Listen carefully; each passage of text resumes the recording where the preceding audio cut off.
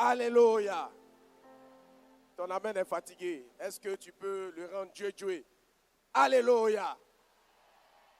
Il commence à devenir fort. Je dis encore Alléluia. Ça commence à venir. Je dis encore Alléluia. Je dis gloire à Dieu. Je dis gloire à Jésus. Pendant que tu dis Amen, la fatigue s'en va. Je dis gloire à Jésus. Honneur à Jésus. Louange à Jésus. Gloire à son nom. Il est vivant. Il règne d'âge en âge, de génération en génération. Il n'a pas de commencement. Il n'a pas de fin. Il est le Dieu vivant. Il est l'alpha et l'oméga. Il est l'agneau du Dieu vivant. Il est le lion conquérant. Il est le lion de la tribu de Juda. Et tu es encore assis. Ah! Est-ce qu'on peut acclamer pour Jésus? Yes, yes, yes, yes. Alléluia. Que Dieu nous bénisse. Veuillez vous rasseoir majestueusement, chers princes et princesses de l'Éternel. Nous vous saluons dans le beau et précieux nom de notre Seigneur Jésus. Je vais te dire pourquoi. Tout à l'heure,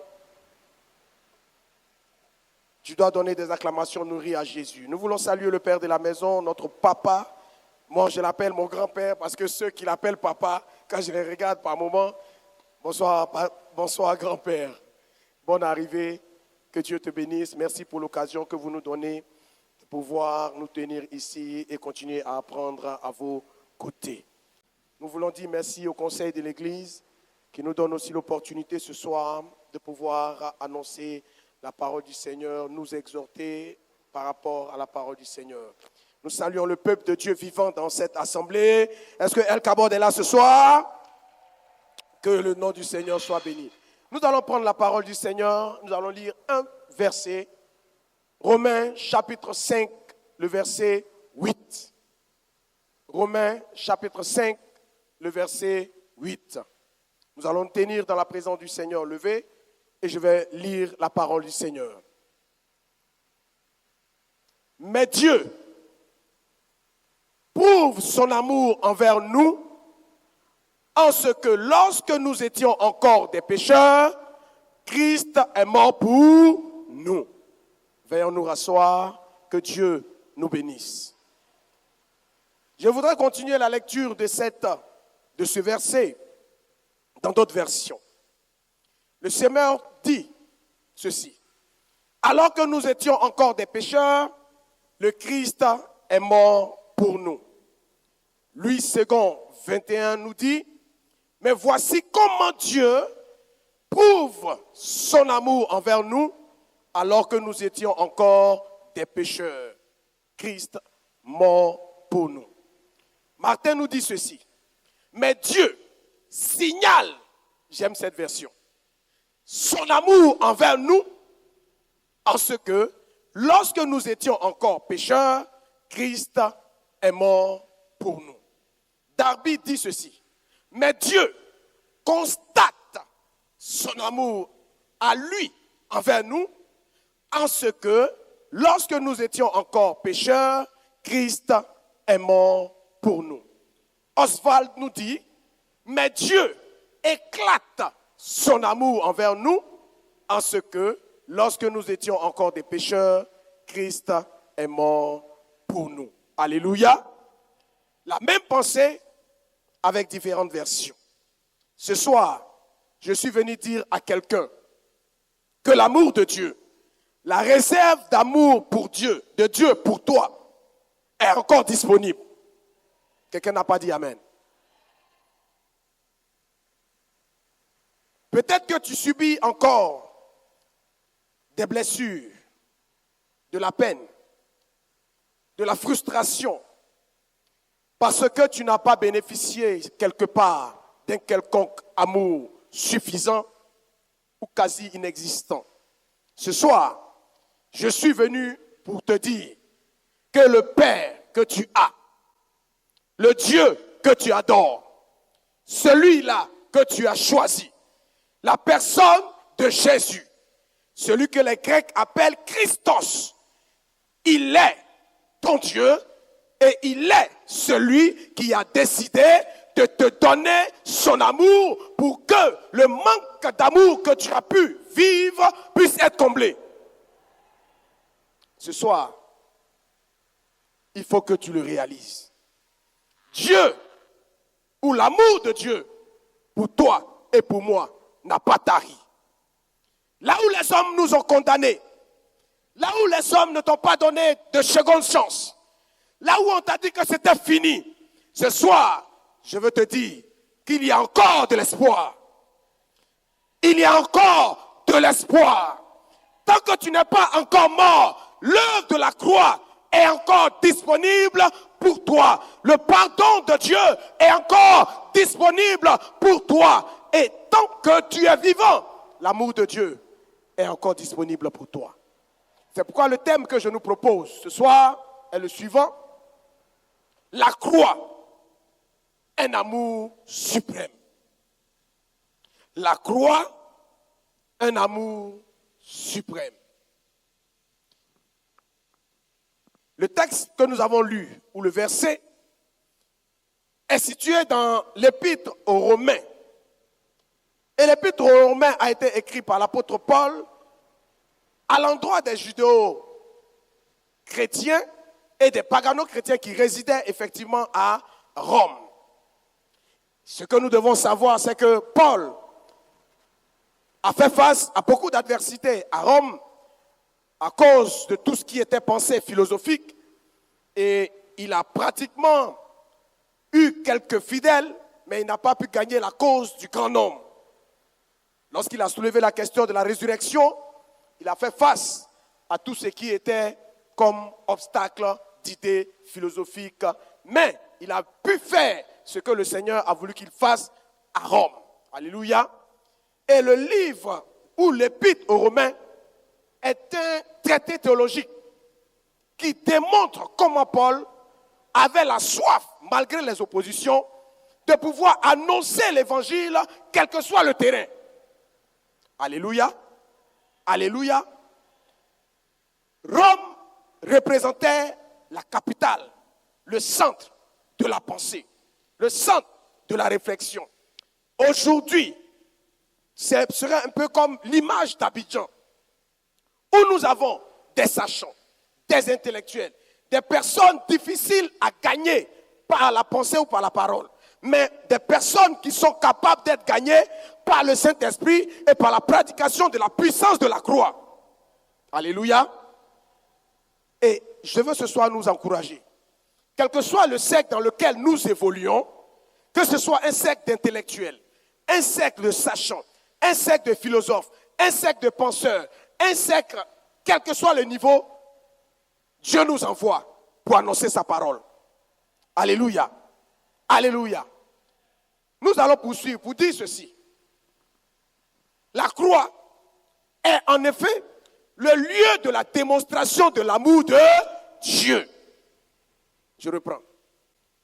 La croix est le lieu de la démonstration de l'amour de Dieu.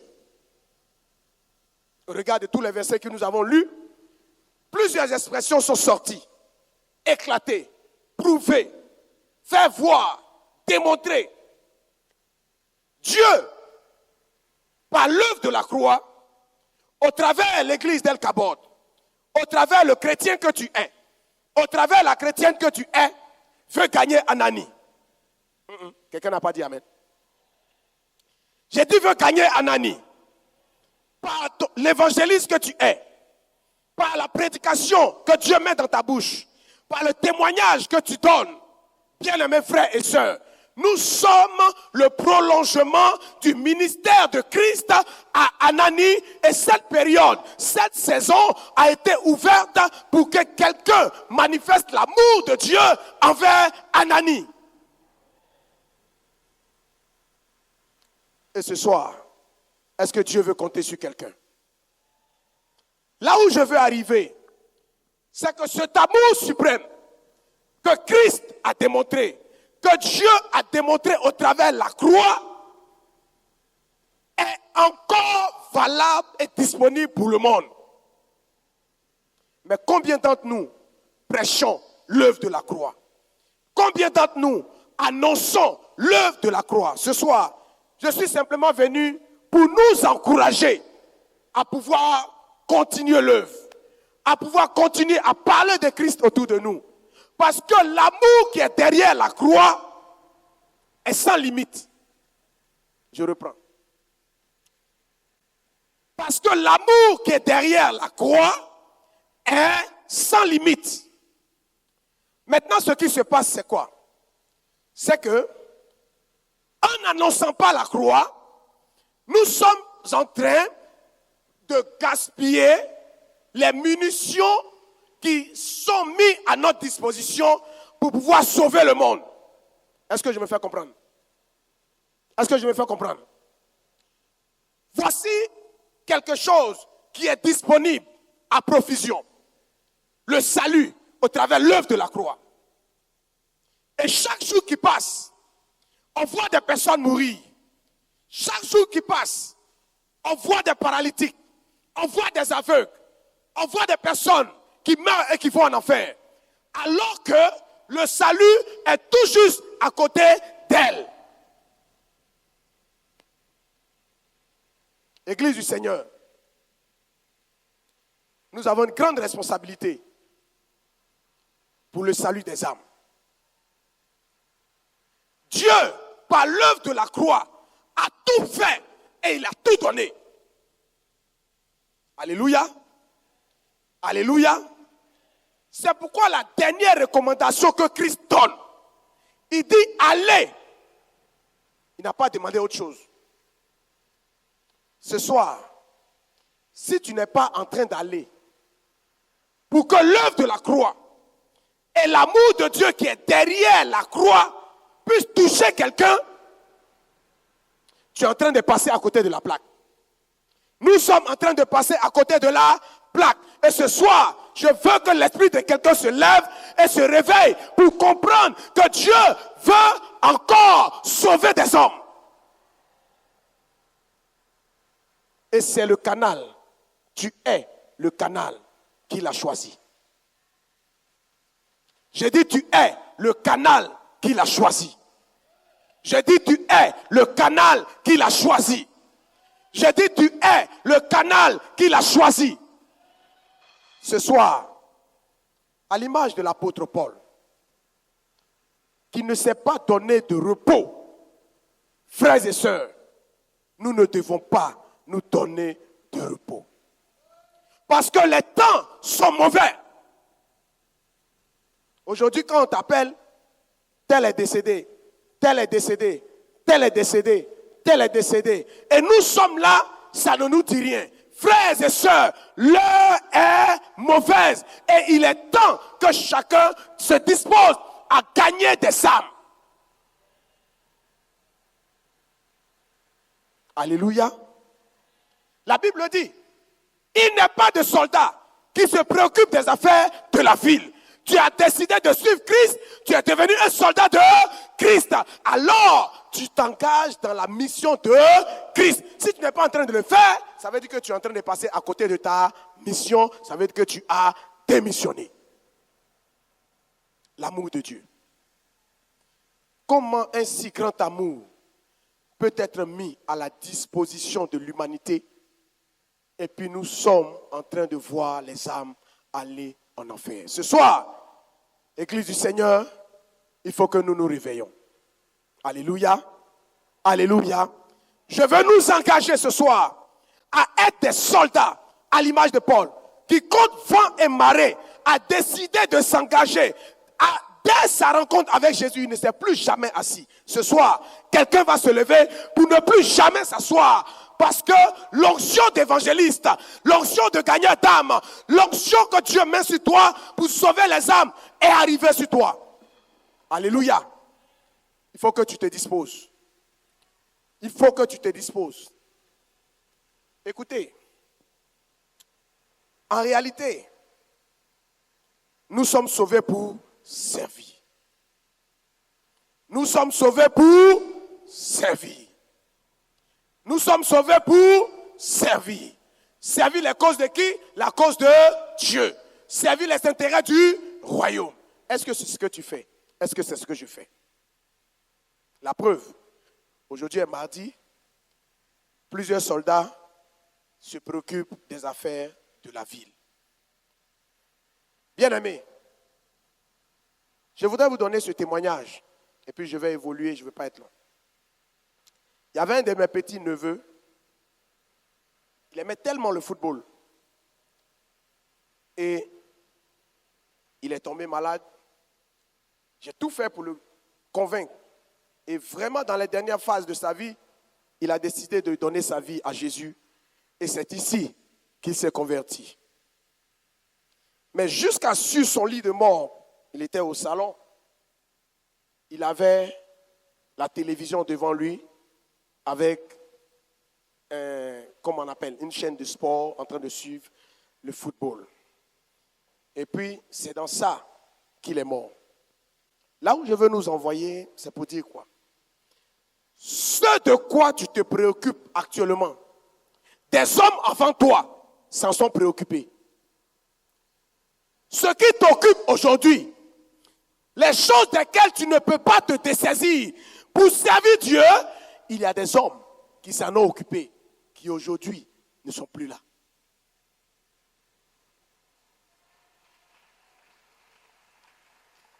Tu n'es pas le premier, tu n'es pas la première, tu n'es pas le dernier et tu n'es pas la dernière. Ces choses, des hommes les ont déjà vécues. Ce qui est venu dans mon esprit, c'est la vérité de la parole. Ce qui résiste, c'est la parole de Dieu. Ce qui reste, c'est la parole de Dieu. Ce qui demeure, c'est l'œuvre de la croix. Ce qui subsiste au temps et aux circonstances, c'est l'œuvre de la croix. C'est pourquoi le meilleur endroit, le meilleur service, la meilleure œuvre que tu puisses faire sur terre, c'est le service de Dieu. Je dis c'est le service de Dieu. Je dis c'est le service de Dieu. Parce que c'est ce service qui va garantir ton ciel. C'est ce salut qui va garantir ton ciel. Tout ce que nous faisons, Jésus-Christ a déjà donné le décor. Il a dit, ces choses-là, ce sont les païens qui s'en préoccupent. En réalité, je veux avancer pour parler de la filiation. Genèse 2,7. Lisons la parole. L'Éternel Dieu forma l'homme de la poussière de la terre. Il souffla dans ses narines un souffle de vie et l'homme devint un être vivant. Alléluia. Alléluia. En réalité, qu'est-ce qui se passe? En l'homme, il y a le divin. Que quelqu'un dise Amen. Il y a quelque chose de Dieu en toi. Est-ce que je peux dire encore? Il y a quelque chose de Dieu en toi. Et cela nous parle de la relation de filiation. De la même manière qu'un père et une mère donnent leur gène à leurs enfants, c'est de cette même manière que lorsque tu deviens enfant de Dieu, Dieu te communique son ADN. Est-ce que quelqu'un me suit? Donc, à partir de ce moment, Dieu te met dans une relation de père et de fils avec lui. Et de la même manière que l'adage dit qu'on ne jette pas le bébé avec l'eau de bain, c'est de cette même manière que Dieu ne nous rejette pas parce que nous sommes pécheurs.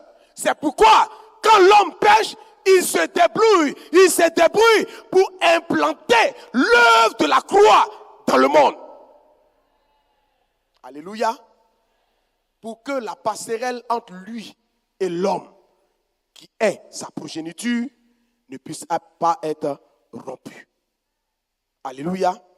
C'est pourquoi il est important et urgent que ce message soit prêché dans le monde entier.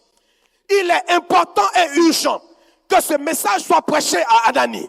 Il est important et urgent que ce message soit prêché dans ta cour pour que ceux qui sont encore coupés de Dieu puissent revenir à Dieu. Et c'est là toute l'urgence de la venue de Jésus sur terre. Est-ce que tu vas rendre cette venue du Christ sur la terre vaine en te taisant, en te cloîtrant dans ton salon? Frères et sœurs, l'heure est venue de sortir. Et ce soir, je veux nous encourager. Parce qu'en réalité, tout homme né d'un homme et d'une femme a quelque chose de Dieu en lui que Dieu veut gagner. Amen. De la même manière qu'un enfant qui devient brigand, qu'on met en prison, n'est pas abandonné par ses parents, c'est de cette même manière qu'un homme, une femme, né d'un homme, de la relation d'un homme, une femme, vient dans ce monde, même qui n'a pas encore connu Jésus, Dieu est à la recherche de son âme. Alléluia. Pourquoi? Parce que la laine, le vent, le souffle, la respiration de Dieu est en lui. Je dis, le souffle de Dieu est en lui. De la même manière que Dieu a quelque chose en lui, Dieu ne veut pas que cette chose-là aille en enfer, aille ailleurs. Il veut que tout ce qui lui appartient converge vers lui. C'est pourquoi le message de la croix doit être prêché. C'est pourquoi toi et moi, nous devons évangéliser. Dieu est à la recherche de son haleine. Dieu est à la recherche de son image, ce que le Padre appelait l'imago Dei. Parce qu'en chaque homme, il y a une image de Dieu. Et cette image, Dieu veut récupérer cela. Mais qu'est-ce que nous faisons? Frères et sœurs, il est l'heure. Alléluia.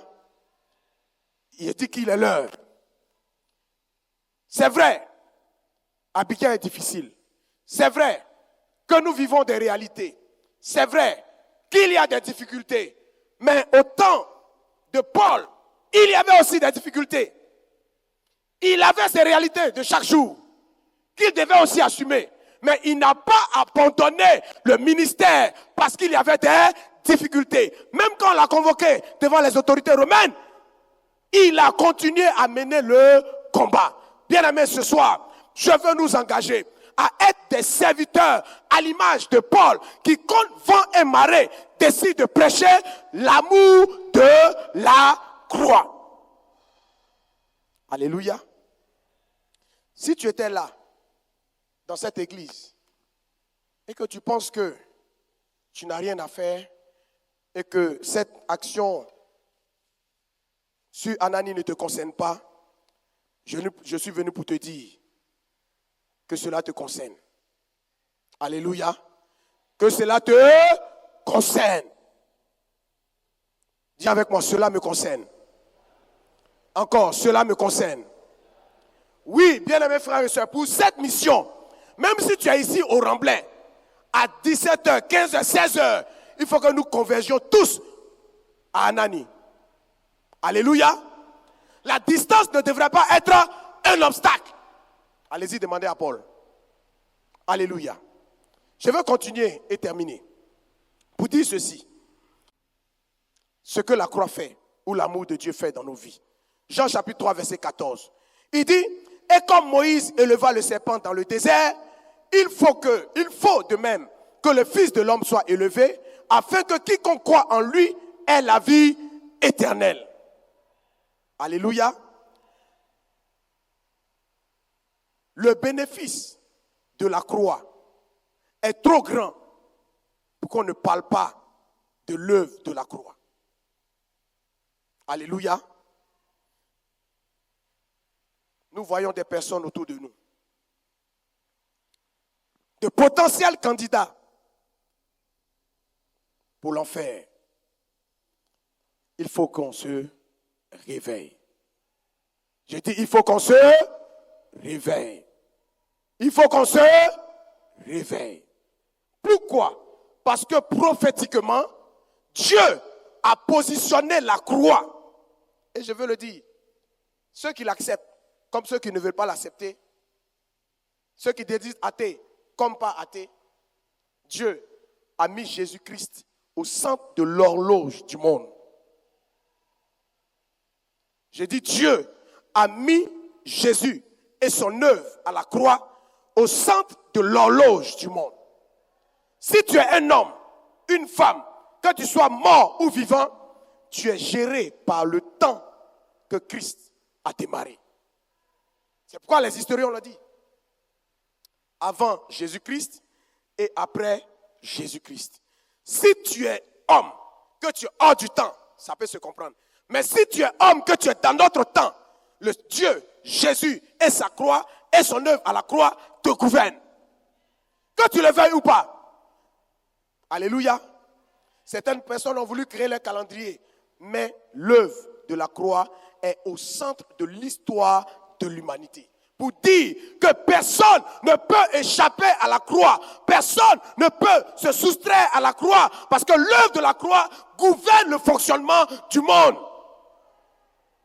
Ce soir, je suis venu dire à quelqu'un, si tu es dans cette salle, si tu es dans cette église, dans ce temple, et que tu as des pensées, tu penses que tu ne gagnes pas ce que tu veux ici à l'église, tu n'es pas suffisamment satisfait, et que tu veux chercher d'autres chemins, je veux te dire que Jésus est le seul chemin.